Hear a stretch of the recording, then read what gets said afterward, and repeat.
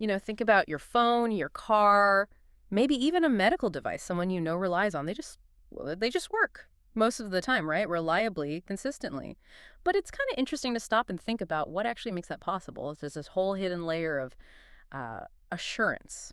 Today, we're going to pull back the curtain on that. We're diving into automatic test equipment, or AEE. Our goal here is to unpack what AE actually is, why it's become so incredibly important, what's driving its growth, the challenges it faces too, because it's not all smooth sailing, and where this really foundational tech is headed next. To help us get a handle on this, we're drawing on a pretty recent market analysis from Cognitive Market Research. It gives us some really fresh insights, into the trends and the opportunities in 8E right now. It's a fast-moving field. Okay, let's get into it then. So, AEE, what is it basically? At its heart, we're talking about systems, right? Systems that run automated tests on electronic devices or even whole systems. Exactly. The purpose is pretty straightforward.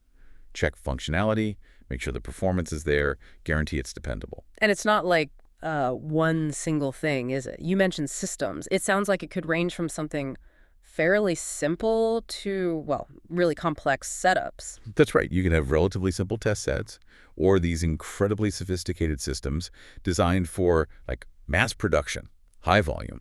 And it always involves both hardware and software working together, specialized stuff. Right. So why now? What's the big deal about it lately? Well, what's really driving it fundamentally is just the sheer demand for electronics. It's booming. Think about it. Telecoms, cars, aerospace, consumer gadgets. Mhm. It's everywhere. Okay. And crucially, there's this constant push for, better quality, but also faster production, get things out the door quicker. So Oh. companies need 8E to boost their efficiency, cut down on human mistakes, and just get solid products to market faster. And I guess the numbers back that up. You mentioned that market analysis. Oh, absolutely. The report estimated the global market at around 7.8 billion US dollars back in 2023. Wow. Okay. But the projection, it's expected to climb over 10.6 billion by 2032. That's a compound annual growth rate, a CAGR, of about 4.0% over that time. That's pretty solid growth. It is, Yeah. and the analysis specifically calls out the medical and automotive industries as major drivers for that growth. Why those two specifically? Is it just volume or some Well, sort of it's A? volume, yes, but maybe even more, it's complexity and safety. Think Mhm. about medical devices. The regulations are incredibly strict. Reliability is paramount. You can't afford failures. Makes sense. Life and death potential. Exactly. And in cars. Modern cars are packed with electronics. Hmm. Complex systems for safety, engine control, infotainment. The amount of electronics is just staggering, and it all has to work together perfectly, flawlessly. The source actually gives a good example. Airdes, they introduced something called Orbit recently. It's a test automation solution built just for managed Wi-Fi networks, designed specifically for chip makers, equipment suppliers, broadband providers. It's very specialized. Very. It really shows how AE isn't just generic testing anymore. It's getting tailored for specific sectors, specific needs. Interesting. Okay, so beyond just the need for AE, let's talk about the trends. What's actually shaping the landscape right now? What's pushing it forward? Well, there are a few big ones. Definitely advances in semiconductors, chips getting smaller, faster, more complex. That demands more sophisticated testing, obviously. Naturally. Then there's the huge demand for high-performance electronics generally.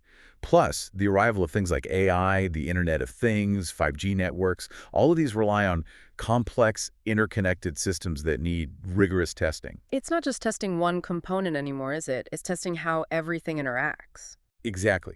Think about testing, I don't know, a simple light switch versus a whole smart home system. The switch talks to your phone, your thermostat, the cloud. It's way more complex. You need Yeah. to test reliability, security, real-time performance. That's the leap ADE is making. And the push for smaller gadgets plays into this too. Absolutely. Smaller, more efficient devices mean components are packed tighter, tolerances are smaller, so you need incredibly precise automated testing. It actually fuels innovation in testing techniques themselves. Okay, so that's the tech driving it. What about geography? Where's the biggest action happening? Right, looking at the 2023 numbers, North America was the largest market, about 35% of the total. The U.S. is a big driver there, focusing on cutting-edge stuff like AI, 5G, advanced memory chips. Plus, you've got government funding pushing innovation too. Okay, so North America leads. Who's next? Europe is right behind, around 30% market share. Their focus is often on safety and dependability, especially with strict regulations. And advancements in automotive tech are a big factor there too. And Asia Pacific? often a big player in electronics. Yep, APAC held about 25% in 2023. But that's where the fastest growth is happening. Countries like China, South Korea, Japan, they're really accelerating. You're seeing a huge surge in semiconductor production, especially in China, Taiwan, South Korea. That directly drives the need for better testing for high-volume manufacturing. So APAC is catching up fast. Faster than anywhere else. The analysis predicts APAC's share will actually jump to 28% by 2024. That represents the highest CAGR, the highest growth rate among all regions, 10%. It really signals a shift. APAC becoming the central hub for electronics production and testing. Fascinating shift. And within this growing global market, who are the main companies? What's the competition like? It's definitely competitive, Yeah. but it is dominated by a few major players. Think Advantest Corporation, Teradyne, National Instruments. They're the big names. Right. In 2023, Advantest had roughly 21% market share, Teradyne about 18%, National Instruments around 14%.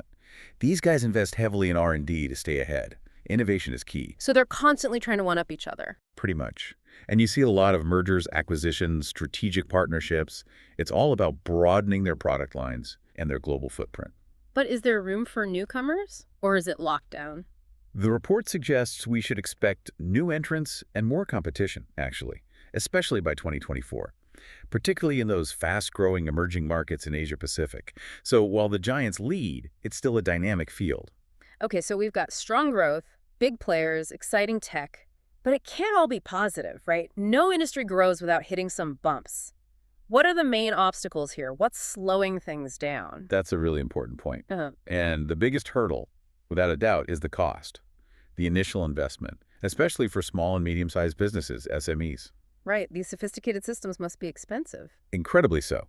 You're talking cutting-edge hardware, complex software. And it's not just the sticker price. You've got installation, calibration, training. It all adds up. It can be prohibitive. So smaller companies might just stick with older methods. Often, yeah.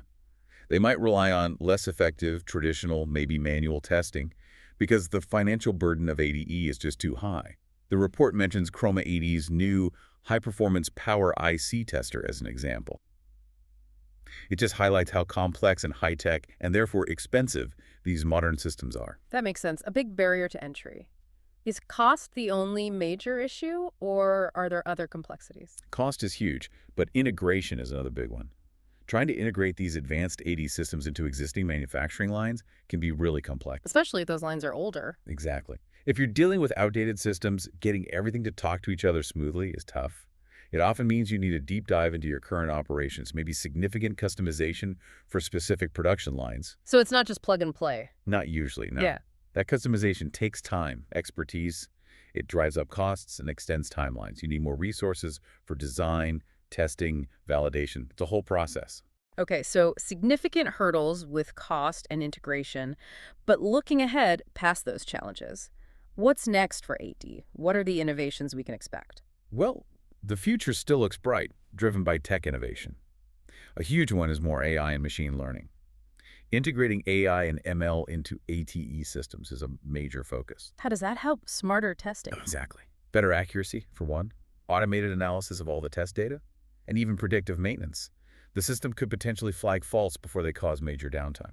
Wow, okay, so the AT itself gets smarter, more proactive. Precisely. It changes the game from just pass-fail to understanding why things might fail down the line. That's a big shift. And what about the hardware itself, the physical systems? The trend there is towards modularity and flexibility. That's expected to really pick up speed.